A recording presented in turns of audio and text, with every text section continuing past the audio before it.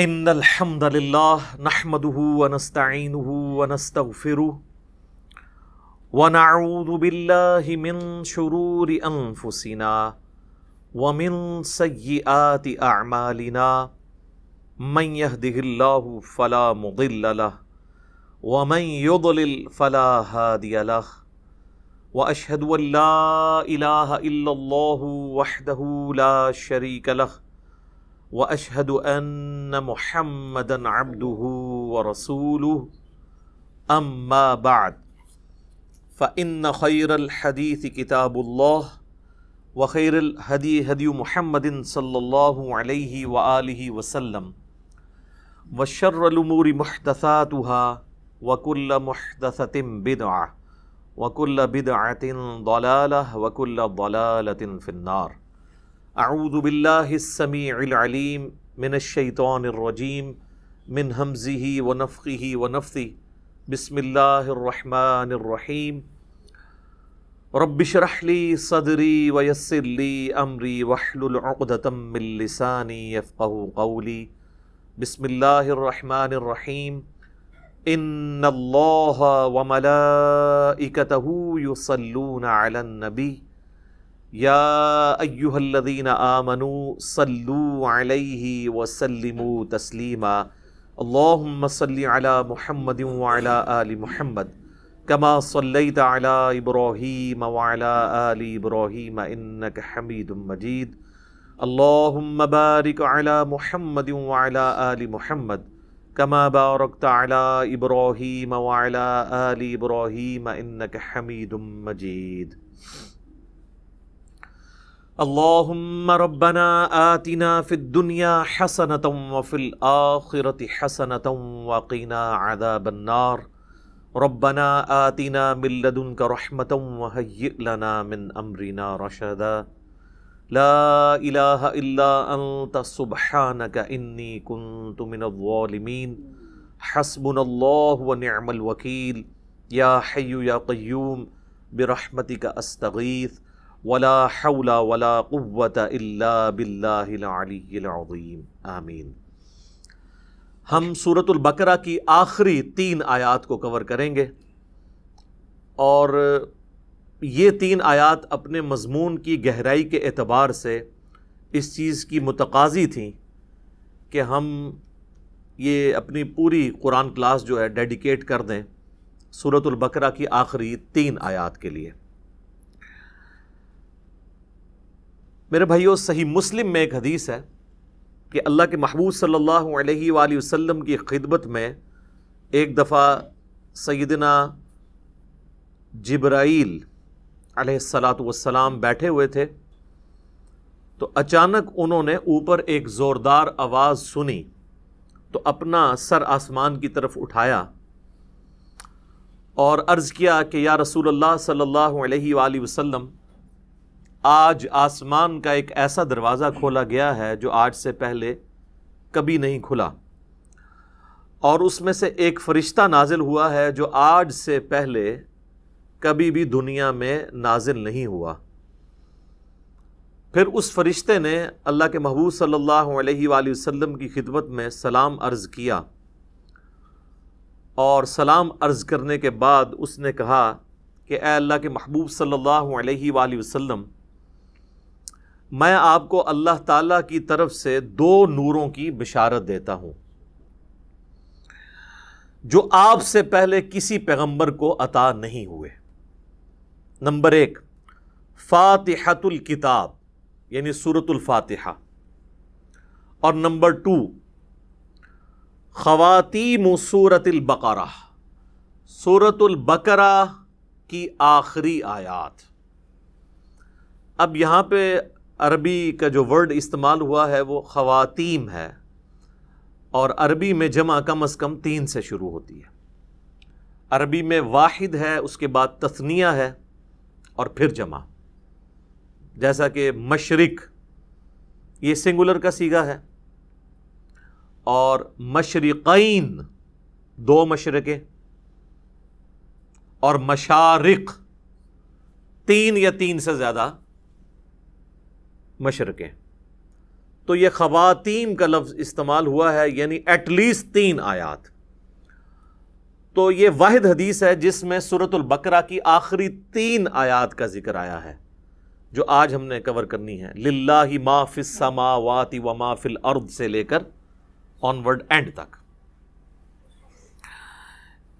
ایک اور حدیث ہے، صحیح بخاری اور صحیح مسلم دونوں میں حدیث موجود ہے، اور یہ اسپیسیفکلی ہمارے صبح و شام کے اذکار میں بھی شامل ہے، جو بلو کارڈ کے اوپر ہم نے ریفرنس دیا ہوا ہے کہ اللہ کے محبوب صلی اللہ علیہ وآلہ وسلم نے فرمایا کہ جو شخص بھی رات کے وقت سورۃ البقرہ کی آخری 2 آیات پڑھ لے گا تو اسے ہر چیز سے کفایت کر جائیں گی، ہر چیز سے کفایت کر جائیں گی، یعنی کسی قسم کا اور وظیفہ جو کسی بھی وہ کام کے لیے کرتا ہے، شیاطین کو بھگانے کے لیے، جنات کو بھگانے کے لیے، مصیبت اور پریشانی کو دور کرنے کے لیے، تکلیف کے ازالے کے لیے، ہر چیز سے یہ کفایت کرے گا یہ ایک وظیفہ سورۃ البقرہ کی آخری 2 آیات۔ اور جو میں نے اس سے پہلے حدیث بیان کی تھی صحیح مسلم کی، جس میں ایک فرشتے نے آ کے آپ صلی اللہ علیہ وآلہ وسلم کو 2 نوروں کی بشارت دی، سورۃ الفاتحہ اور سورۃ البقرہ کی آخری 3 آیات۔ اس میں آگے الفاظ یہ بھی ہیں کہ جو شخص بھی سورۃ الفاتحہ یا سورۃ البقرہ کی آخری 3 آیات پڑھے گا تو اللہ تعالیٰ سے جو کچھ مانگ رہا ہے وہ اس کو اللہ تعالیٰ عطا فرما دے گا۔ تو وہ تو بڑی بہترین دعائیں ہیں، چاہے سورۃ الفاتحہ ہو یا سورۃ البقرہ کی آخری 3 آیات، وہ دعائیں بھی ہیں، تجدید ایمان بھی ہے، ہر حوالے سے اہم ترین آیات ہیں۔ ایک اور حدیث ہے جامعہ ترمذی میں اور المستدرک للحاکم میں صحیح سند کے ساتھ کہ نبی صلی اللہ علیہ وآلہ وسلم نے فرمایا اللہ تعالیٰ نے مخلوقات کی پیدائش سے بھی 2000 سال پہلے اپنے پاس ایک کتاب لکھی تھی۔ لوح محفوظ آپ کو پتہ ہے سب سے پہلے پیدا ہوا ہے۔ جامعہ ترمذی میں حدیث ہے کہ اللہ تعالیٰ نے سب سے پہلے قلم کو پیدا کیا اور پھر فرمایا لکھ جو کچھ ہو چکا اور جو کچھ ہونے والا ہے، یعنی اس کے بعد لوح محفوظ پیدا ہوا اور جو کچھ ہو چکا یعنی قلم کی اپنی پیدائش اور قیامت تک ہونے والی جو تقدیر سے ریلیٹڈ چیزیں تھیں، ایک ایک ٹائنیز ڈیٹیل اللہ تعالیٰ نے لوح محفوظ میں وہ قلم سے لکھوا دی۔ تو وہ جو اللہ تعالیٰ کے پاس ہارڈ ڈسک ہے بڑی، جس میں ہر چیز اللہ تعالیٰ نے ریکارڈ کی ہے مخلوقات کی پیدائش سے 2000 سال پہلے، اس میں اللہ تبارک و تعالیٰ نے جو آیات درج فرمائی تھیں ان میں سے آخری 2 آیات سورۃ البقرہ کی نازل فرما کر سورۃ البقرہ کو مکمل کیا۔ یہ کوئی عام آیات نہیں ہے۔ ایک اور حدیث ہے سنن نسائی الکبریٰ کے اندر، فضائل قرآن والا جو چیپٹر ہے، امام نسائی کی 2 کتابیں ہیں، بیسیکلی تو ان کی کتاب ایک ہی ہے سنن نسائی الکبریٰ، جس کی تلخیص کر کے سنن نسائی الصغریٰ لکھی گئی، جو ہم سنن نسائی جسے کہتے ہیں۔ ان کے شاگرد تھے امام ابن السنی، انہوں نے اس کو کم کیا تھا۔ وہ جو اوریجنل کتاب ہے اس میں آلموسٹ 12,000 احادیث ہیں، اس میں کئی ایک چیپٹرز الگ سے بھی اردو زبان میں پرنٹ ہو چکے ہیں۔ وفات النبی ایک چیپٹر ہے، خصائص علی اسی کا چیپٹر ہے، فضائل قرآن اس کا چیپٹر ہے، عمل الیوم واللیلہ صبح شام کے اذکار اس کا چیپٹر ہے، سنن نسائی الکبریٰ۔ اس میں جو فضائل قرآن چیپٹر ہے اس میں یہ حدیث موجود ہے کہ اللہ کے محبوب صلی اللہ علیہ وآلہ وسلم فرماتے ہیں کہ اللہ تعالیٰ نے مجھے اپنے عرش کے نیچے جو خاص خزانہ ہے اس میں سے سورۃ البقرہ کی آخری 2 آیات عطا فرمائیں جو مجھ سے پہلے کسی پیغمبر کو نہیں دی گئیں۔ اور یہ جو آخری الفاظ ہیں نا کہ مجھ سے پہلے کسی پیغمبر کو نہیں دی گئیں، یہ صحیح مسلم میں بھی الفاظ موجود ہیں جو میں نے پہلی حدیث بیان کی۔ ان آیات کی فضیلت کے لیے یہ چیز بھی بڑی اہم ہے کہ یہ آیات اس دنیا میں نازل نہیں ہوئیں اللہ کے محبوب صلی اللہ علیہ وآلہ وسلم پر، بلکہ شب معراج نازل ہوئی ہیں آسمانوں پر۔ صحیح مسلم کے اندر موقوفاً ابن مسعود رضی اللہ تعالیٰ عنہ کی حدیث ہے، یعنی ان کا قول کہ شب معراج اللہ تعالیٰ نے اپنے محبوب صلی اللہ علیہ وآلہ وسلم کو 3 انعامات دیے تھے۔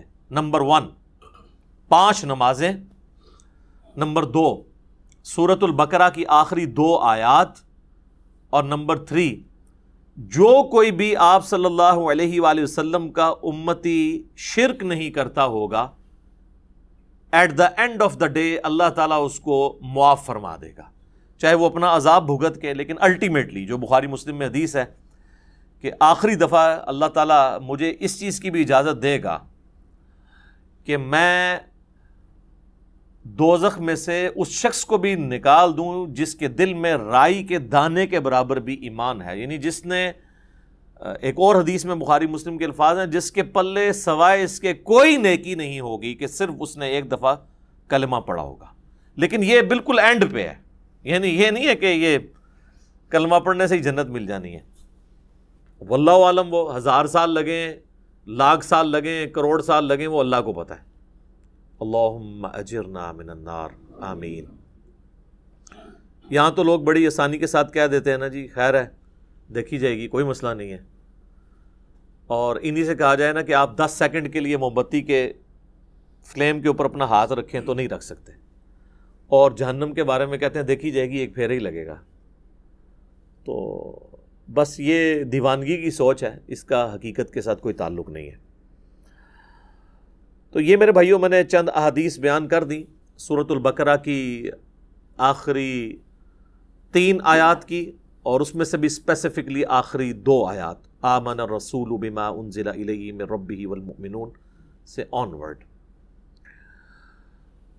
ان آیات کو پڑھنے کی روٹین بنائیں، اور چونکہ بخاری مسلم میں الفاظ ہیں کہ جو رات کے وقت میں پڑھ لے گا اسے ہر چیز سے کفایت کریں گی، تو رات کی ڈیفینیشن شریعت کے اندر مغرب کے بعد رات شروع ہو جاتی ہے، غروب آفتاب کے ساتھ ہی۔ اسی لیے سورۃ البقرہ میں آیا نا کہ روزے کو رات ہونے تک مکمل کرو، تو رات شریعت میں غروب آفتاب کے بعد سٹارٹ ہو جاتی ہے، کیونکہ چاند بھی آپ دیکھیں اگلے مہینے کا سٹارٹ جو ہے وہ رات کے وقت چاند نظر آ جاتا ہے، مغرب کے فوراً بعد ہی۔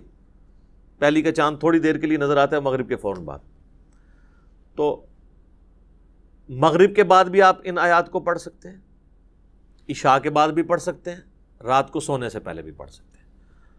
اس کی روٹین بنائیں اور اسے کبھی سکپ نہ ہونے دیں، کوئی مشکل وظیفہ نہیں ہے، سارے وظائف کے اوپر بھاری ہے یہ وظیفہ، اور کچھ عرصہ آپ اپنی روٹین بنائیں گے تو آپ کو یہ خود بخود زبانی یاد ہو جائیں گی، آپ کو کوئی اس کے لیے محنت نہیں کرنی پڑے گی۔ آخری 3 آیات کا وظیفہ بنا لیں، للہ ما فی السماوات و ما فی الارض۔ ویسے عموماً پبلک کے اندر تو جتنی بھی احادیث مشہور ہیں وہ آخری 2 آیات سے ریلیٹڈ ہیں، لیکن آج جو میں نے آپ کو صحیح مسلم کی ایک حدیث بتائی ہے نا، اس میں چونکہ خواتین کا لفظ ہے تو آخری 3 آیات، اس لیے آپ دیکھیں گے قرآن حکیم میں سورۃ البقرہ کا جو آخری رکوع ہے نا وہ انہی 3 آیات پہ مشتمل ہے۔ تو اب اپنی روٹین، اگر کوئی شخص آمن الرسول سے پڑھتا تھا تو وہ اس کو پیچھے لے کے آئے، للہ ما فی السماوات و ما فی الارض، یہاں سے لے کے آنورڈ اس کو پڑھنا شروع کریں۔ چند دن آپ پڑھیں گے تو خود بخود آپ کو یہ آیات زبانی یاد ہو جائیں گی، کوئی بیٹھ کے پوری انٹینشن کے ساتھ یاد نہیں کرنی پڑیں گی۔ اس کا آسان طریقہ یہ ہے کہ نماز مغرب یا نماز عشاء کے بعد مسجد سے نکلنے سے پہلے یا گھر میں سنتیں ادا کر رہے ہیں تو مصلی کو اٹھانے سے پہلے مصحف ہاتھ میں پکڑیں اور اسے ایک بار پڑھ لیں اپنی روٹین کے اندر۔ آج کل تو سمارٹ فون ہے، کوئی ایشو نہیں ہے، موبائل فون کھول کے بھی اس میں بھی پڑھا جا سکتا ہے۔ یہ وظیفہ ضرور اپنی زندگی کے اندر لے کر آئیں۔ اس میں آپ دیکھیں گے کہ سٹارٹ تو اللہ تعالیٰ کی تعریف کے ساتھ ہوا ہے، للہ ما فی السماوات و ما فی الارض۔ اس کے بعد کچھ کریٹیکل چیزیں ڈسکس ہوئی ہیں کہ اللہ تعالیٰ گرفت فرما سکتا ہے، جو کچھ تم دل میں چھپاتے ہو یا ظاہر کرتے ہو، کچھ بھی اعمال ہیں وہ اللہ تعالیٰ اس پہ گرفت کر سکتا ہے۔ انشاءاللہ میں اس کی تفسیر بھی بعد میں بیان کروں گا۔ اور اس کے بعد پھر ایمانیات کا ذکر ہے، جو بیسیکلی 3 مسلمانوں کے عقائد ہیں، عقیدہ توحید، عقیدہ رسالت اور عقیدہ آخرت، ان 3 عقائد کی تجدید ہے اس کے اندر۔ عموماً آپ نے دیکھا ہوگا نا، لوگ کہتے ہیں رات کو مرنے سے پہلے جی آپ نے جو ہے نا وہ تجدید ایمان کرنی ہے۔ ظاہر ہے موت ہی ہے نا، نیند۔ صحیح بخاری میں حدیث ہے کہ آپ رات کو سوتے وقت کیا دعا مانگتے ہیں؟ اللہم بِاسْمِکَ اموت و احیا، اے اللہ میں تیرے نام کے ساتھ مرتا اور جیتا ہوں۔ تو وہ آپ مر رہے ہوتے ہیں۔ سورہ الزمر کے اندر بھی اللہ تعالیٰ نے فرمایا کہ اللہ تعالیٰ جو ہے وہ رات کو تمہارے نفس کو قبض فرما لیتا ہے، اور جس کی زندگی باقی ہوتی ہے اس کی روح واپس بھیج دیتا ہے، اور جس کو اللہ تعالیٰ نے موت دینی ہوتی ہے اس کی اپنے پاس روک لیتا ہے۔ اچھا، پھر صحیح بخاری میں جو سو کر اٹھنے کی دعا ہے وہ کیا ہے؟ الحمدللہ الذی احیانا بعد ما اماتنا۔ تمام تعریفیں اس اللہ کے لیے ہیں کہ جس نے مرنے کے بعد ہمیں دوبارہ زندہ کیا، کیونکہ موت اور نیند یہ دونوں بہنیں ہیں۔ تو رات کو مرنے سے پہلے یا سونے سے پہلے آپ دیکھتے ہیں کئی لوگ ہیں رات کو سوتے ہیں اٹھتے ہی نہیں صبح۔ تو رات کو سونے سے پہلے ایٹ لیسٹ ایک دفعہ تجدید ایمان کا موقع مل جاتا ہے کہ ہم اپنے ایمان کو ریپیٹ کر لیں۔ اگر دن میں کوئی غلطی سے زبان سے کلمات نکل گئے تو اللہ تعالیٰ کے حضور اپنا ایمان دوبارہ سے رینیو کروا لیں، اور وہی یہ دعائیں ہیں۔ آمن الرسول بما انزل الیہ من ربہ والمؤمنون کل آمن باللہ وملائکتہ وکتبہ ورسلہ، یہ ساری ایمانیات ہیں۔ اس کے بعد دعائیں ہیں اللہ تعالیٰ سے، اور پھر سورۃ البقرہ کا اینڈ ہوتا ہے۔ اب اللہ کا نام لے کر ہم سورۃ البقرہ کی یہ جو آخری 3 آیات ہیں جی، ان کی تفسیر بھی تھوڑی سی کر لیتے ہیں۔ کچھ اس میں مضمون ہیں جو مشکل ہیں، میں اس کو کور کروں گا اللہ کی توفیق سے۔ تو اپنے مصحف اپنے سامنے رکھ لیں۔ اعوذ باللہ من الشیطان الرجیم، بسم اللہ الرحمن الرحیم۔ للہ ما فی السماوات وما فی الارض، اللہ ہی کا ہے جو کچھ آسمانوں میں ہے اور جو کچھ زمین میں۔ اس کائنات کی بادشاہت بھی اللہ کی ہے، اور اس کائنات کو چلانے والا بھی اللہ ہے۔ اب چونکہ سورۃ البقرہ کنکلوڈ ہو رہی ہے، اور جب بھی صورتیں کنکلوڈ ہوتی ہیں اپنی اینڈنگ کی طرف جاتی ہیں تو اکثر اوقات انہی الفاظ کے ساتھ اللہ تعالیٰ اپنی تعریف کو بیان فرماتا ہے۔ وَإِن تُبْدُوا مَا فِي أَنفُسِكُمْ، اور اگر تم ظاہر کرو جو کچھ تمہارے جی کے اندر ہے، أَوْ تُخْفُوهُ، یا اسے چھپا لو، يُحَاسِبْكُمْ بِهِ اللَّهُ، اللہ تعالیٰ اس کے اوپر بھی حساب لے گا۔ یہ بہت خطرناک معاملہ ہے میرے بھائیوں۔ یہ قرآن حکیم میں ایک ایسا مقام ہے جہاں پر اللہ تعالیٰ نے دل کے گناہ کے اوپر گرفت کرنے کا بھی اندیہ دیا ہے۔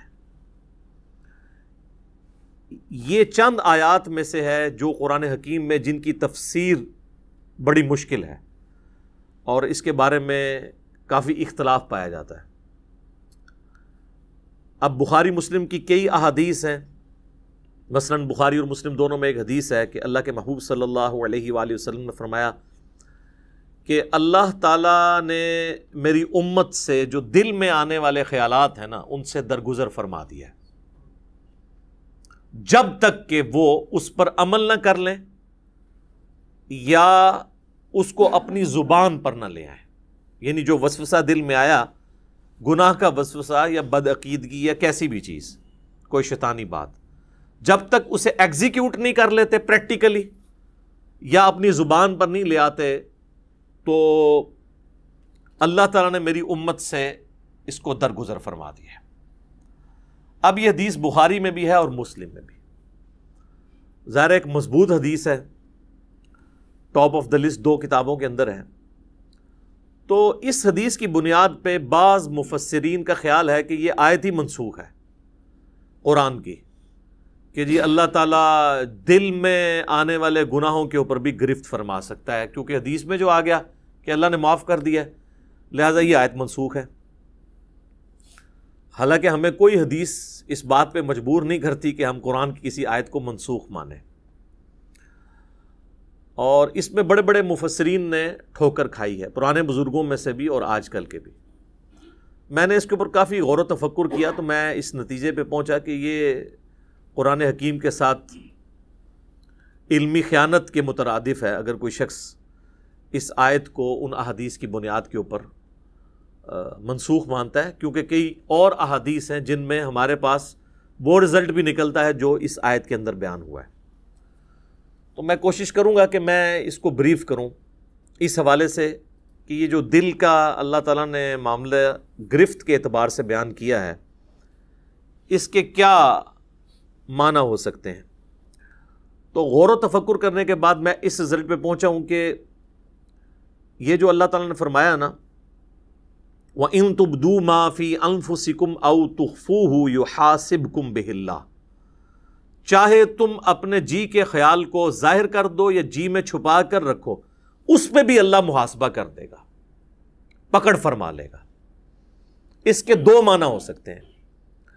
ایک تو یہ ہے کہ دل کی نیت کے اوپر اللہ تعالیٰ گرفت کرے کہ کسی نے نیکی کا کام بظاہر تو بڑا اچھا کیا، دل میں ریاکاری کی نیت تھی، تو اللہ تعالیٰ اس دل کے خیال کے اوپر گرفت کرتے ہوئے اس کی نیکی کو 0 سے ملٹیپلائی کر دے گا۔ تو یہ تو مسلمانوں کا اجماعی عقیدہ ہے کہ ایسا ہی ہوگا۔ اور دوسرا معنی یہ ہے کہ دل میں آنے والا ایسا وسوسہ جو جان بوجھ کر لایا جائے، یا کسی گناہ کا خیال اپنے دل میں جان بوجھ کر لایا جائے اور اس خیال کو لانے کے بعد اس کی پیروی کرتے ہوئے اس کی لذت دل میں محسوس کی جائے جان بوجھ کر، تو اس کے اوپر بھی گرفت ہوگی۔ یہ دونوں معنی اپنی جگہ درست ہیں۔ پہلے والا تو ہمیں پتہ ہی ہے، ریاکاری والا، بخاری اور مسلم دونوں میں حدیث ہے، بخاری کی پہلی حدیث ہی یہی ہے، انما الاعمال بالنیات، اعمال کا دار و مدار نیتوں کے اوپر ہے، اور یہ نیک اعمال کے بارے میں ہے، برے اعمال کے بارے میں نہیں۔ برا عمل چاہے اچھی نیت سے بھی کیا جائے وہ گناہ ہی ہے، یہ نیک اعمال کے بارے میں، کیونکہ اس سے آگے الفاظ ہیں اسی حدیث میں کہ اعمال کا دار و مدار نیت پہ ہے۔ اگر کسی شخص نے اللہ اور اس کے رسول کے لیے ہجرت کی تو اس کی نیت اللہ اور اس کے رسول کے لیے لکھی جائے گی، اور اگر کسی شخص نے کسی عورت کی نکاح کی خواہش میں ہجرت کی تو اس کی ہجرت اس کے لیے لکھی جائے گی۔ اگرچہ نکاح کی خواہش کوئی بری چیز نہیں ہے، لیکن اللہ تعالیٰ کہتا ہے کہ میرے اعتبار سے جو نیکی کرنی ہو پیورلی میرے لیے ہو۔ تو یہ چیز بتا رہی ہے کہ نیک عمل میں خالصتاً اللہ کی نیت ہو، برے عمل کا تو لینا دینا ہی نہیں اس کے ساتھ، کیونکہ انہی احادیث کو لوگ مس یوز کر کے ایکسٹرا جوڈیشل ایکٹیویٹیز پرفارم کرتے ہیں۔ ہمارے مولویوں کے ورغلائے ہوئے لوگ بھی اور ہمارے بعض ریاستی اداروں کے ورغلائے ہوئے لوگ بھی، اور کہتے ہیں جی نیت تو ہماری اچھی تھی، اگرچہ کام برا کر دیا، بندہ مار دیا، خیر اللہ تعالیٰ معاف کرے گا۔ نہیں، تو میری اس کے اوپر پہلے سے ویڈیوز آ چکی ہوئی ہیں، آپ یوٹیوب پہ جا کے لکھیں ایکسٹرا جوڈیشل کلنگ ان اسلام، جو یہ آپ کو پتہ ہے سائیوال انسیڈنٹ ہوا تھا، اس پہ میں نے یہ ساری پھر چیزوں کو بریف بھی کیا تھا قرآن اور احادیث کی روشنی میں۔ تو یہ نیک عمال کے بارے میں ہے کہ اگر وہ نیک عمل اچھی نیت سے ہوگا، اللہ کے لیے ہوگا تو اجر ملے گا، اور اگر اللہ کے لیے نہیں ہے تو اجر 0 سے ملٹیپلائی، ختم۔ اسی کو سپورٹو وہ صحیح مسلم کی حدیث ہے کہ اللہ تعالیٰ تمہاری شکلوں اور مال کو نہیں دیکھتا، دلوں اور اعمال کو دیکھتا ہے۔ شکل خوبصورت ہے، مال اللہ کی راہ میں کوئی خرچ بھی کر رہا ہے، لیکن دل میں نیت کسی اور چیز کی ہے، تو اللہ نے دل کو دیکھنا ہے، اور پھر اعمال بھی اچھے ہونے چاہیے، اس چیز کو بھی دیکھنا ہے اللہ تعالیٰ نے۔ اسی کو سپورٹو صحیح مسلم کی ایک اور حدیث جو میں نے کئی دفعہ بیان کی ہے، قیامت والے دن اللہ تعالیٰ کی بارگاہ میں ایک شہید، ایک قرآن کے عالم اور ایک سخی کو پیش کیا جائے گا۔ اللہ تعالیٰ شہید کے سامنے اپنی نعمتیں گنوائے گا اور پھر پوچھے گا کہ تجھے میں نے اتنا کچھ دیا، اس کے بدلے میں تو نے کیا کیا؟ وہ کہے گا یا اللہ جان ہی تو تھی، تیرے لیے دے دی۔ واقعی یہ تو بات حقیقت ہے کہ انسان سب سے زیادہ کسی کے لیے یہی کر سکتا ہے کہ اپنی زندگی دے دے۔ تو اللہ تعالیٰ فرمائے گا کہ تم نے جان اس لیے دی کہ لوگ تمہیں بہادر سمجھے، تو دنیا میں تمہیں تمہارا اجر مل چکا ہے، پھر اللہ تعالیٰ اسے اوندے منہ گھسیٹ کر جہنم میں پھینک دے گا۔ اللہم اجرنا من النار، آمین۔ پھر ایک قرآن کے عالم کو بلایا جائے گا، اللہ تعالیٰ فرمائے گا میں نے تجھے قرآن کا علم دیا تو اس کے بدلے میں تو نے میرے لیے کیا کیا؟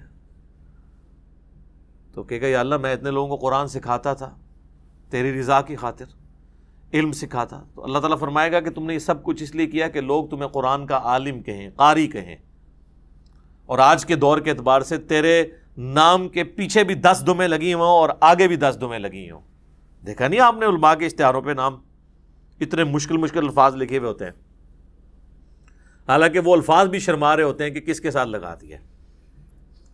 تو تجھے دنیا میں کافی لوگوں نے تیری تعریف کی ہے، میرے ہاں تیرے لیے کوئی اجر نہیں، تو اجر دنیا میں لے چکا ہے جس مشہوری کے لیے تو نے کیا تھا، تو اوندا منہ کر کے دوزخ میں اسے بھی پھینک دیا جائے گا۔ پھر اللہ تعالیٰ ایک سخی کو بلائے گا کہ تجھے اتنا مال دیا، تو نے میرے لیے کیا کیا؟ وہ کہے گا یا اللہ میں نے تیری راہ میں جو موقع بھی تھا، جس موقع پہ تو خوش ہوتا تھا میں نے وہاں خرچ کیا، غریبوں پہ بھی خرچ کیا، مسجد کے اوپر بھی لگا دیا، مدارس کے اوپر بھی لگوایا، اور کئی ایک یتیم خانے کھول دیے، مسجد کی ٹوٹیوں کے اوپر نیم پلیٹ بھی اپنے نام کی لگوائی۔ آج کے دور کے اعتبار سے میرے محلے کے نمازیوں سے بھی تو پوچھ سکتا ہے، تو لیکن یہ سارے دھوکے تو نمازیوں کو ہی دیے جا سکتے ہیں، ایون فرشتے بھی دھوکے کھا جاتے ہیں کیونکہ وہ بھی ظاہری عمل دیکھ رہے ہوتے ہیں۔ تو at the end of the day حساب تو اللہ نے لینا ہے۔ اللہ فرمائے گا تو نے یہ جو تیرے نامہ مال میں گرچہ نیکیاں لکھی ہوئی ہیں، لیکن یہ نیکیاں فرشتوں نے لکھی ہیں، بندوں کی نظر میں ہے، میری نظر میں تو نہیں ہے، کیونکہ تو نے سب کچھ لوگوں سے تعریف کے لیے کیا کہ میرے دسترخوان سے اتنے لوگ کھاتے تھے، میرے ہاسپٹل سے اتنے لوگ علاج کرواتے تھے، تو میرے حضور تو اس کا کوئی اجر نہیں ہے۔ اس کو بھی اوندا منہ کر کے دوزخ میں ڈال دیا جائے گا۔ سر یہ 3 مثالیں اللہ کے محبوب صلی اللہ علیہ وآلہ وسلم نے دی ہیں۔ اگر آپ میں سے کوئی شخص سمجھتا ہے کہ دنیا میں ان 3 نیکیوں سے بڑی کوئی نیکی ہو سکتی ہے تو میرے سامنے لے آئے۔ کیا شہید ہونے سے بڑی کوئی نیکی انسان اللہ کے لیے کر سکتا ہے؟ اور اگر کسی نے یہ نہیں کی ہے، قرآن کی تعلیم سیکھنے اور سکھانے سے بڑی کوئی نیکی کر سکتا ہے؟ بخاری کی حدیث ہے تم میں سب سے بہتر وہ جو قرآن سیکھے اور سکھائے، اور بخاری مسلم کی ایک اور حدیث ہے کہ 2 ہی لوگ ہیں جن پہ رشک کیا جا سکتا ہے۔ اگر تم نے حسد کرنا جائز ہوتا نا تو 2 ہی لوگ ہیں جن سے انسان کو حسد کرنا چاہیے، ایک جسے اللہ نے قرآن کا علم دیا اور وہ لوگوں کو سکھاتا ہے، اور دوسرے جسے اللہ نے مال دیا اور وہ اللہ کی راہ میں خرچ کرتا ہے، اور تیسری نیکی یہاں پہ بھی مال ہی ہوئی ہے۔ یعنی اس کائنات میں سب سے بڑی 3 نیکیاں یہی ہو سکتی ہیں: شہادت، قرآن کا علم سیکھنا اور سکھانا، اور اللہ کی راہ میں صدقہ اور خیرات کرنا۔ یہ 3 نیکیاں بھی برباد ہو جائیں گی اگر اللہ کے لیے نہیں کی۔ ایون اگر اس میں کسی کو شریک بھی کیا سا تب بھی برباد۔ مسند احمد میں حدیث ہے جس نے کسی کے دکھلاوے کے لیے نماز پڑھی گویا اس نے شرک کیا۔ اب مجھے بتائیں دکھلاوے کے لیے کون نماز پڑھ سکتا ہے؟ یہ کوئی اتنا آسان کام ہے؟ ہاں چلے چند ایک لوگ پڑھتے ہوں گے شاید، جس طرح وہ ہمارے قریبی دوست بتانے لگے کہ آپ کو پتہ ہے جو پاکستان کے ایک فارمر پریزیڈنٹ تھے ضیاء الحق صاحب، ان کی پالیسیز سے 1000 اختلاف، لیکن ایک دیندار آدمی تھا، تو نمازی بڑا پکا تھا وہ۔ تو وہ کہنے لگے کہ انہوں نے لیاقت باغ آنا تھا، کہتے ہیں میری ڈیوٹی اس وقت میں نیا آفیسر بھرتی ہوا تھا، پھر تو خیر وہ 22ویں گریڈ میں ریٹائر ہوئے، تو کہنے لگے کہ میری ڈیوٹی تھی کہ صدر صاحب کو آپ نے وضو کروانا ہے نماز عصر کے لیے۔ تو کہتے ہیں جب وہ آئے تو میں نے ان کو کہا کہ سر میں نے پانی آپ کے لیے گرم کر کے رکھا ہوا ہے، سردیاں تھیں۔ وہ کہنے لگے بیٹا مجھے پتا تھا نماز عصر کا ٹائم ہے تو میں گھر سے وضو کر کے آیا ہوں۔ تو کہتا ہے نماز کا ٹائم ہوا تو اب چونکہ صدر صاحب نماز پڑھ رہے ہیں تو لوگ بغیر وضو کے ہی پیچھے کھڑے ہو گئے۔ ظاہر پتہ ہوتا ہے اپنے ساتھیوں کا کہ یہ تو کبھی زندگی میں انہوں نے کبھی نماز نہیں پڑھی، وضو بھی نہیں کیا، جا کے کھڑے ہو۔ جس طرح یہاں پہ کئی سیاسی لیڈر جو ہیں وہ جب کسی کے جنازے پہ جاتے ہیں تو اسی طریقے سے وہ جا کے کھڑے ہو جاتے ہیں، نہ ان کو نماز جنازہ آتا ہے نہ وضو کا طریقہ آتا ہے، وہ دنیا داری کے طور پہ۔ تو مسند احمد کی حدیث کے الفاظ ہیں، جس نے دکھلاوے کے لیے نماز پڑھی اس نے شرک کیا، جس نے دکھلاوے کے لیے روزہ رکھا اس نے شرک کیا، جس نے دکھلاوے کے لیے صدقہ کیا اس نے شرک کیا۔ نماز تو ہے ہی اللہ کے لیے، تو پھر شرک کیسے آ گیا؟ یعنی اللہ کے ساتھ نیت بھی کسی نے کر لی کسی اور کی۔ حتیٰ کہ سنن ابن ماجہ میں یہ الفاظ بھی ہیں کہ اگر کوئی شخص نماز پڑھ رہا ہے اور اس نے یہ محسوس کیا کہ اسے کوئی دیکھ رہا ہے، اس کی وجہ سے وہ اپنا سجدہ لمبا کر دے، تو سجدہ تو اللہ کے لیے کر رہا ہے لیکن 0 سے ملٹیپلائی ہو جائے گا، ریاکاری میں آ جائے گا۔ اسی لیے ریاکاری کو شرک اصغر کہا گیا، چھوٹا شرک۔ بڑا ایک جلی شرک ہے نا کہ اللہ کے ساتھ کسی کو شریک ٹھہرانا، ایک یہ ہے کہ اللہ کے ساتھ شریک تو کسی کو نہ ٹھہرانا، لیکن جو اللہ کے لیے اعمال کر رہے ہیں نا اس کی جزا مخلوق سے بھی ڈیمانڈ کرنا، ریاکاری، دکھلاوا، یہ بھی شرک کی کیٹیگری میں فال کرتا ہے۔ اللہم لا تجعلنا منہم، اے اللہ ہمیں ان میں سے نہ کرنا جو اس طرح کے فتنوں کا شکار ہوں گے، آمین۔ اچھا جی، اب آ جائے دوسرے معنی کی طرف، وہ ہے دل میں محکم خیال لانا گناہ کا، برائی کا۔ تو اس کو سپورٹو وہ حدیث ہے، بخاری اور مسلم دونوں میں حدیث ہے کہ نبی صلی اللہ علیہ وآلہ وسلم نے فرمایا کہ آنکھ کا زنا دیکھنا ہے، کان کا زنا سننا ہے، ہاتھ کا زنا پکڑنا ہے، پاؤں کا زنا چل کر جانا ہے، اور نفس یعنی دل تمنا کرتا ہے اور شرمگاہ اس کی تصدیق کرتی ہے۔ تو وہاں پہ نبی علیہ السلام نے ایک ایک جو عضو ہے نا اس کی برائی کا ذکر کیا اور نفس کا بھی ذکر کیا۔ اگر کسی نے برائی کا خیال جان بوجھ کر اپنے جی میں لا کر اس سے لذت حاصل کی تو فرشتوں کو تو نہیں پتا اس کا، لیکن اللہ کے حضور اس کی گرفت ہوگی، وَلِعَوْذُ بِاللَّهِ تَعَالَى۔ اللہ کو کوئی نہیں پوچھ سکتا جی، سورۃ الانبیاء میں آیا نا، لا يُسْأَلُ عَمَّا يَفْعَلُ وَهُمْ يُسْأَلُونَ۔ اللہ کو کوئی نہیں پوچھ سکتا کہ اس نے کوئی کام کیوں کیا، اللہ ہر ایک کو پوچھ سکتا ہے، وَهُمْ يُسْأَلُونَ، کہ تم نے یہ کام کیوں کیا۔ تو اللہ تعالیٰ دل کے خیالات کے اوپر بھی گرفت فرما سکتا ہے، وَلِعَوْذُ بِاللَّهِ تَعَالَى۔ البتہ وہ حدیث اپنی جگہ ایک تسلی والی ہے بخاری اور مسلم میں کہ اللہ تعالیٰ نے میری امت سے دل کے خیالات کے اوپر درگزر فرما دیا ہے جب تک کہ اس پر عمل نہ کر لیں یا اس کو اپنی زبان پر نہ لے آئیں، یعنی دل میں آنے والے وسوسوں کو۔ لیکن اس کو بھی اسی اعتبار سے سمجھنا ہوگا کہ یہ بھی وسوسے وہ ہوں گے جو خود بخود آ جائیں، جو جان بوجھ کے لائے جاتے ہیں نا وہ سر اس کیٹیگری میں نہیں آئیں گے۔ بہرحال اللہ تعالیٰ کی رحمت کا ایک تقاضا بھی ہے، وَكَتَبَ رَبُّكُمْ عَلَى نَفْسِهِ الرَّحْمَةِ، جو سورۃ الانعام میں ہے کہ اللہ نے اپنے اوپر خود سے ایک چیز واجب کر لی ہے کہ میں ہر حال میں رحم ہی کروں گا، جو بخاری مسلم دونوں میں حدیث ہے کہ میری رحمت، میرے عرش پہ میں نے اپنے پاس ایک عبارت لکھ لی تھی مخلوق کی پیدائش سے پہلے کہ میری رحمت میرے غضب پر سبقت لے جانے والی ہے۔ یہ برابر بھی ہوتی نا تب بھی ہمارے لیے مصیبت ہو جاتی، اسی لیے کہتے ہیں نا کہ اللہ تعالیٰ سے عدل نہیں مانگنا چاہیے بلکہ اللہ تعالیٰ سے اس کا فضل مانگنا چاہیے۔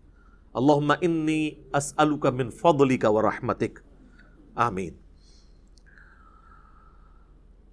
اور صحیح مسلم میں ایک اور حدیث ہے کہ صحابہ اکرام کہتے ہیں کہ یا رسول اللہ ہمارے دل میں بعض اوقات ایسے خیالات آتے ہیں کہ ہمیں بڑے بھاری گزرتے ہیں کہ ہم کسی سے اس کا ذکر بھی کریں۔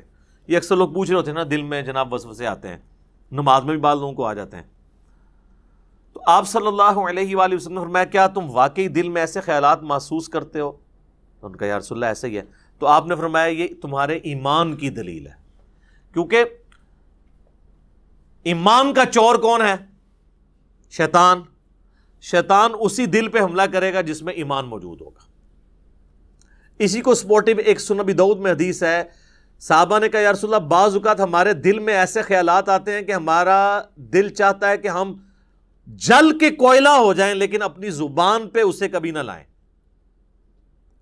تو آپ نے فرمایا اللہ کا شکر ادا کرو کہ اللہ تعالیٰ نے اس کو وسوسہ بنا دیا ہے، تم نے پریکٹیکلی ان خیالات پہ عمل نہیں کیا۔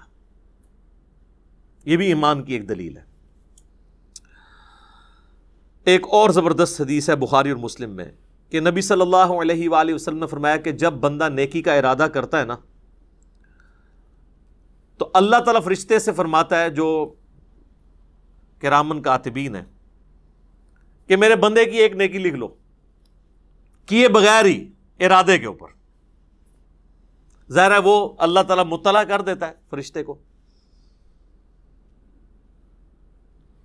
اور جب وہ نیکی کرتا ہے نا پھر اللہ تعالیٰ فرماتا ہے اب اس کی نیکی کو 10 سے لے کر 700 گنا تک بڑھا دو، جس طرح اللہ تعالیٰ ان کو گائیڈ کرتا ہے کہ جس کا جو لیول ہے اس کے اعتبار سے 10 تو ملنا ہی ہے نا، جو سورۃ الانعام میں باقی صورتوں میں آیا کہ جو ایک نیکی لے کے آئے گا اس کے بدلے اسے 10 دی جائیں گی، جو بخاری مسلم میں آیا کہ نمازیں تو 5 پڑھی جائیں گی لیکن ثواب 50 کا ملے گا، 10 گنا۔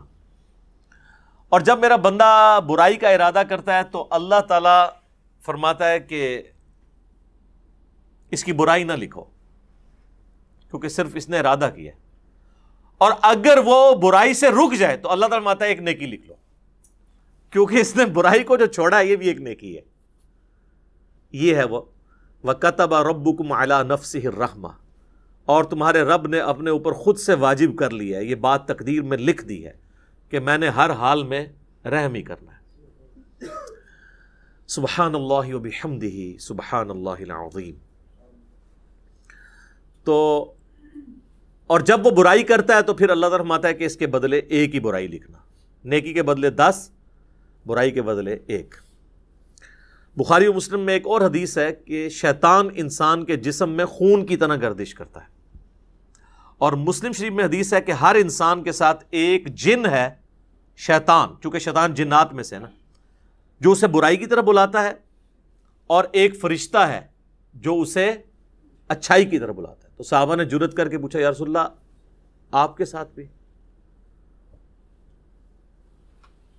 تو آپ فرمایا ہاں میرے ساتھ بھی، لیکن اللہ تعالیٰ نے میرے ساتھ جو جن اٹیچ تھا اسے میرا مطیع کر دیا، اب وہ نیکی کے کاموں میں میری مدد ہی کرتا ہے، یعنی وہ بھی مجھے نیکی کی طرف لگاتا ہے۔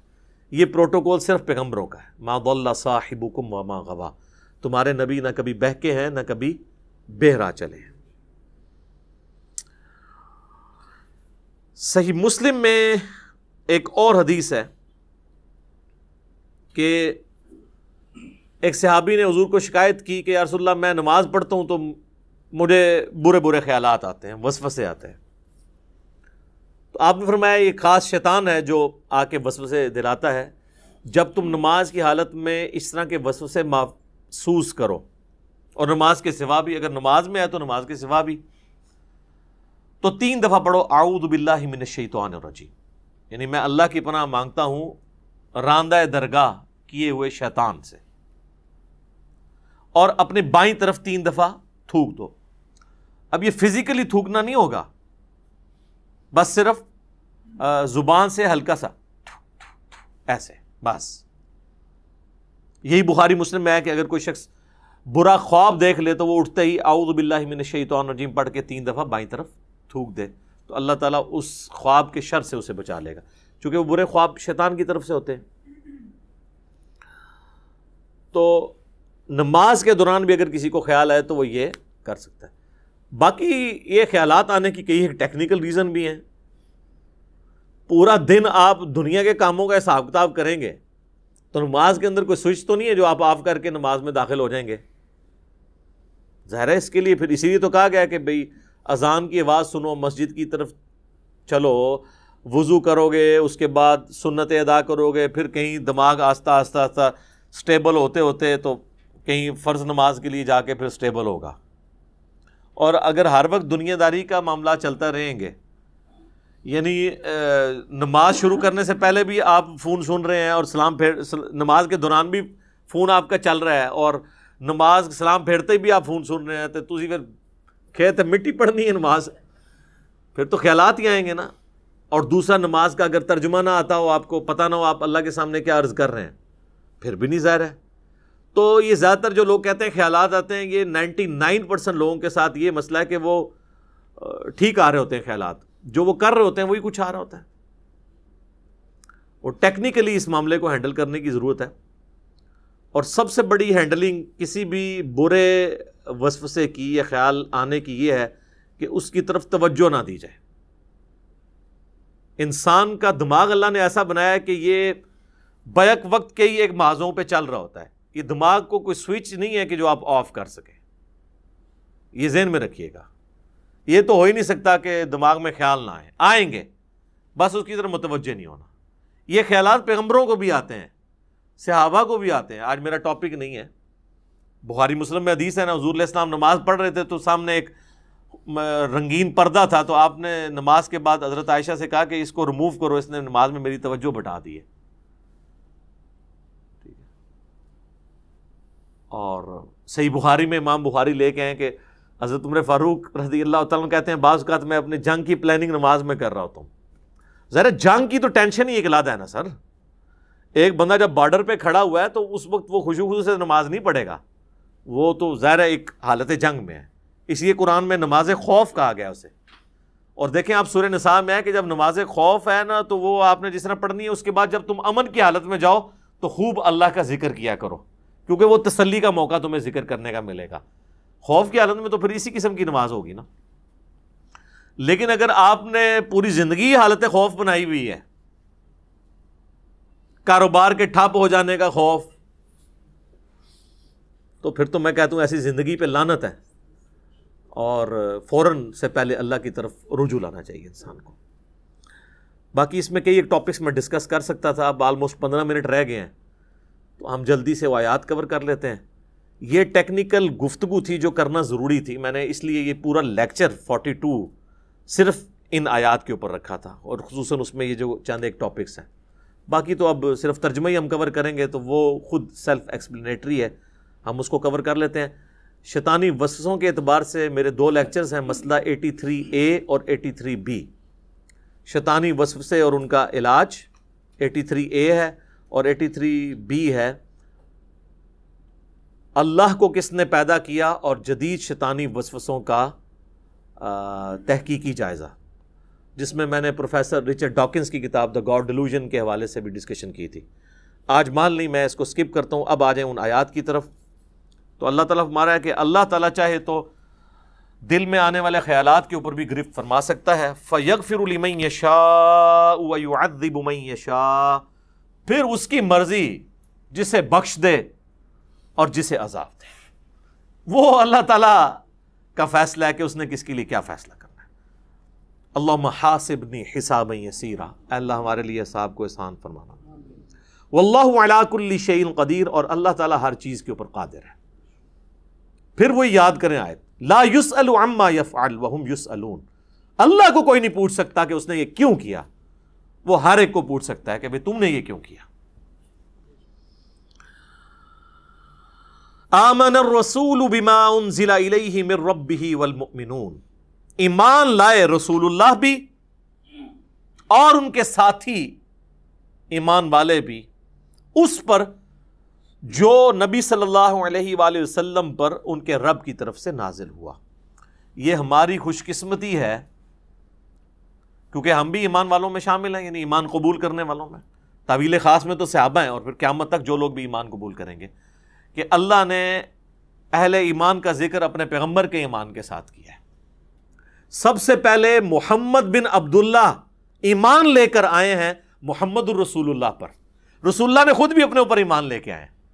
یہ بڑی باریک بات ہے. یعنی اللہ تعالیٰ پیغمبروں کا دل ایسا بناتا ہے کہ جب ان پر فرشتہ نازل ہوتا ہے تو ان کو اس بات پہ استقامت ملتی ہے کہ یہ فرشتہ ہی آیا ہے، کوئی شیطان نہیں میری طرف آیا. یہ جو دل کا پختہ ہونا ہے ایمان کے اوپر کہ واقعی اللہ کا پیغمبر ہوں، یہ اللہ کی طرف سے ہوتا ہے. جب نبی علیہ السلام پہ پہلی وحی نازل ہوئی تو نبی صلی اللہ علیہ وآلہ وسلم سب سے پہلے اپنے اوپر ایمان لے کر آئے. اسی کو کہا جاتا ہے کہ محمد بن عبداللہ ایمان لائے محمد الرسول اللہ پر، اور اہل ایمان بھی. کل آمن باللہ وملائکتہ وکتبہ ورسلہ. اب یہ سب کے سب لوگوں کا یہ حال ہے کہ یہ ایمان لاتے ہیں اللہ پر، اس کے تمام فرشتوں پر، اس کی کتابوں پر اور اس کے رسولوں پر. تو عقیدہ توحید اور رسالت اس میں کور ہو گیا. آخرت کا ذکر تو بعد میں آ جائے گا. فرشتوں پر ایمان، کتابوں پر ایمان بھی توحید اور رسالت کی کیٹیگری میں ہی فال کرتا ہے. فرشتوں کو اللہ نے پیدا کیا اور پیغمبروں پہ ہی کتابیں نازل ہوتی ہیں. بڑی 3 کیٹیگریز وہی ہیں: عقیدہ توحید، عقیدہ رسالت اور عقیدہ آخرت. لا نفرق بین احد من رسلی، ہم رسولوں میں ایمان لانے میں فرق نہیں کرتے. ایمان سب پہ برابر کا ہے. یہ جو سورۃ البقرہ میں آیات آئی تھی نا، تلک الرسل فضلنا بعضهم علی بعض، تو اس میں نے عقیدہ تفضیل بین الرسل اور تفریق بین الرسل کے اوپر ڈیٹیل سے گفتگو کی تھی کہ رسول ایک دوسرے پہ فضیلت رکھتے ہیں. یہ عقیدہ بالکل درست ہے، لیکن اس کی بنیاد پہ کسی رسول کی تنقیص نہیں ہو سکتی، اور تفریق تو کر ہی نہیں سکتے کہ آپ رسولوں میں ایمان لانے میں فرق کر دیں. جس طرح کہ جیوز نے حضرت عیسیٰ کو ماننے سے انکار کر دیا، بنی اسرائیل کے باقی سارے پیغمبر مان لیے تو وہ بھی کافر ہیں. کرسچنز نے حضرت عیسیٰ کو مان لیا لیکن ہمارے نبی صلی اللہ علیہ وآلہ وسلم کا انکار کر دیا، وہ بھی کافر ہیں. وقالوا سمعنا واطعنا، اور اہل ایمان کی نشانی ہے وہ کہتے ہیں ہم نے سنا اور اطاعت اختیار کی. اور وہ یہودی کیا کہتے تھے؟ سمعنا وعصینا، سنا اور نافرمانی کی. نعوذ باللہ. غفرانک ربنا والیک المصیر، اے اللہ ہم تیری مغفرت کے طلبگار ہیں اے ہمارے رب، اور ہمیں لوٹ کر تیری طرف جانا ہے. یہ لوٹ کر تیری طرف جانا ہے عقیدہ آخرت آ گیا. تو یہ تجدید ایمان ہے جو میں نے شروع میں کہا تھا کہ سارے بنیادی عقائد ان آیات کے اندر کور ہے. لا یکلف اللہ نفسا الا وسعها، اللہ تعالی کسی جان پر بوجھ نہیں ڈالتا مگر اتنا ہی جتنا اس کی وسعت ہے. یہ دنیا کے اعتبار سے بھی ہے، آخرت کے اعتبار سے بھی. اور یہ اللہ ہی ہے، یقین کریں، جو جج کر سکتا ہے، کیونکہ کچھ چیزیں تقدیر میں ہیں. حتیٰ کہ صحیح مسلم میں حدیث ہے کہ یہ جو دانائی ہے نا، کسی کا ذہین ہونا، یہ بھی تقدیر سے ہے. تمام لوگ ذہانت میں برابر نہیں ہو سکتے. البتہ ایک ڈیٹم لیول پہ چیز ہے جو سب کو دی اللہ نے، وہ اللہ کی پہچان ہے. آخرت کی کامیابی وہ حاصل کر سکتے ہیں. اس میں اگر کوئی پاگل ہے اس سے تو ویسے ہی اللہ تعالیٰ نے قلم اٹھایا ہوا ہے، اس اعتبار سے سارے برابر ہیں.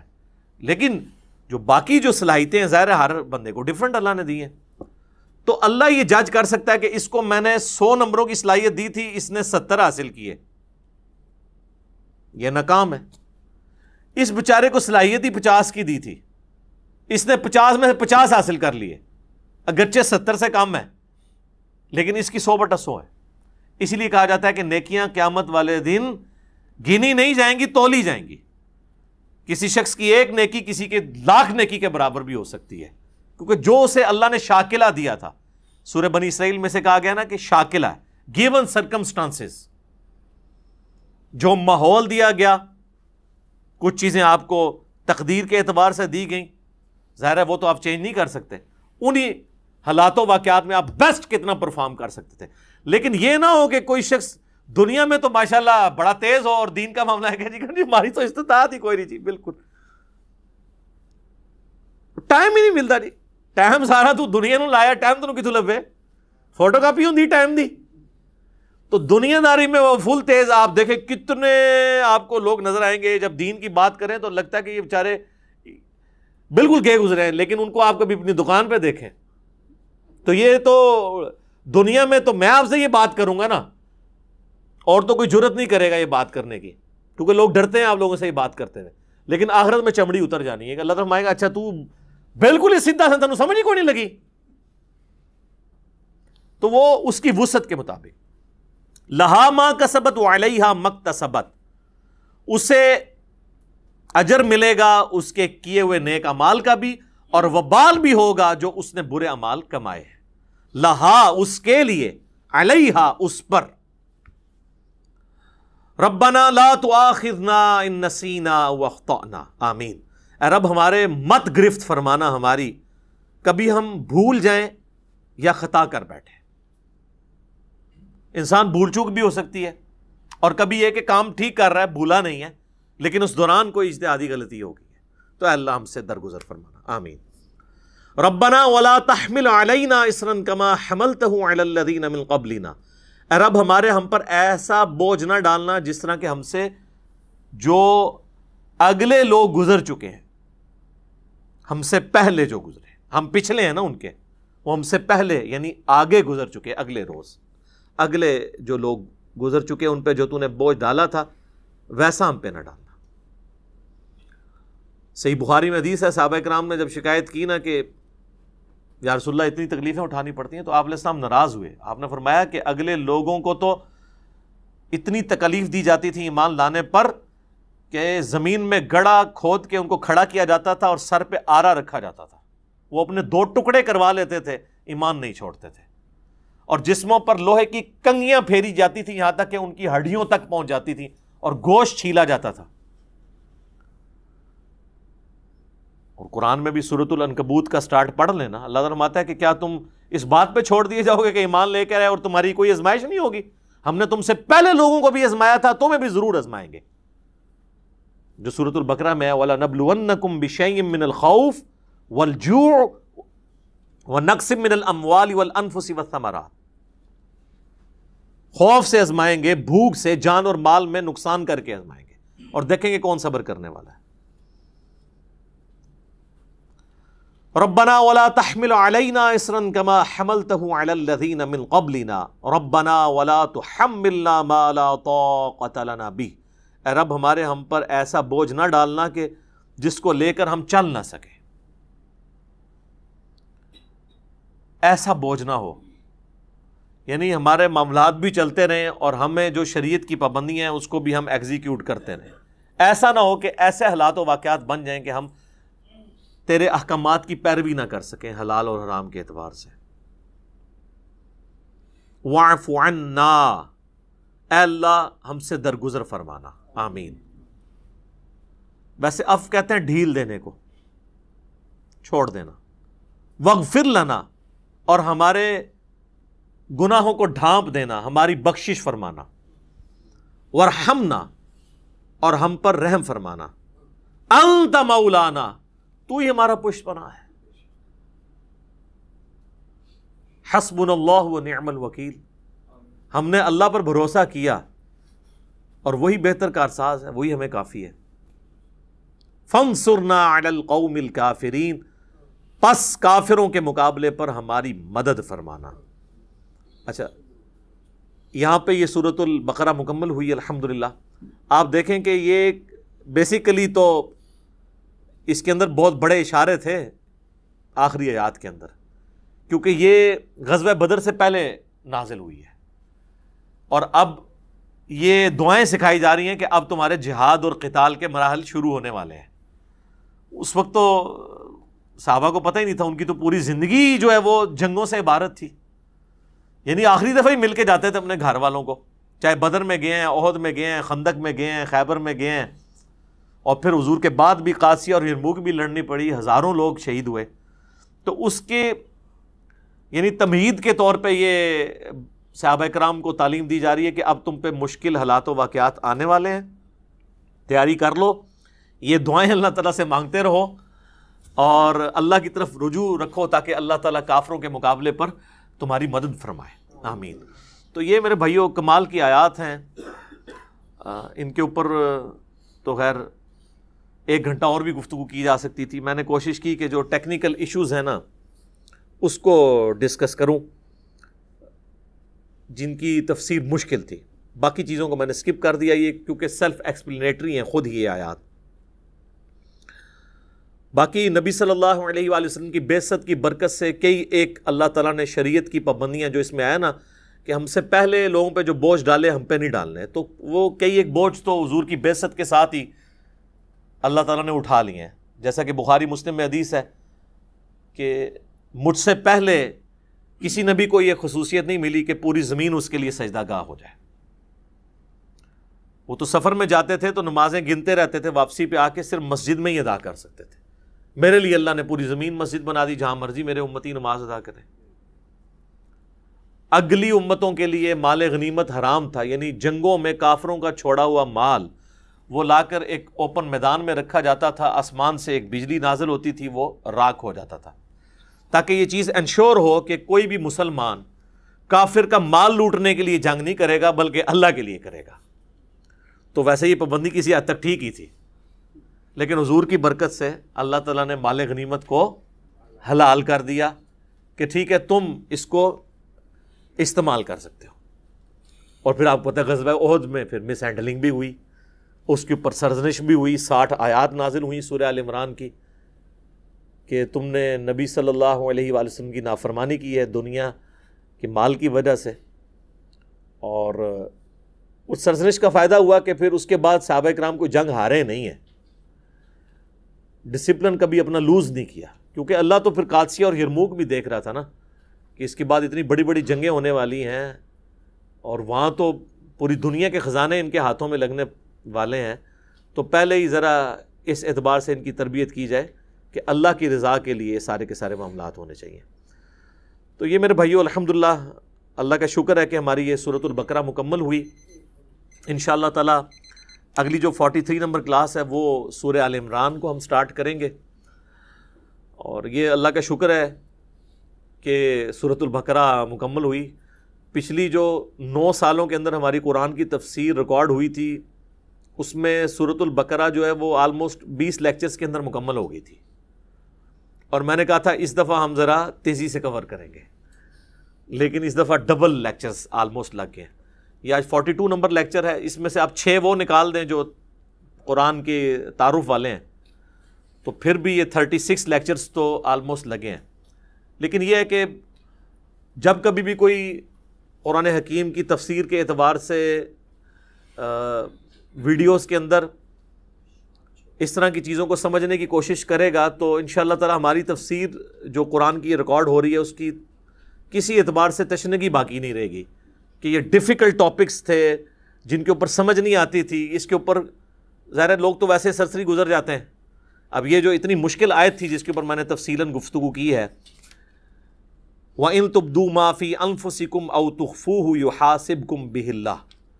آپ پرانے بزرگوں کی، بڑے بڑے بزرگوں کی تفاسیر بھی اٹھا کے دیکھ لیں، وہ تو ان آیات کو اس طریقے سے ہی یعنی آگے پیچھے کر گئے کہ جیسے یہ کوئی ایسا مقام ہی نہیں ہے کہ یہاں پر رکا جائے.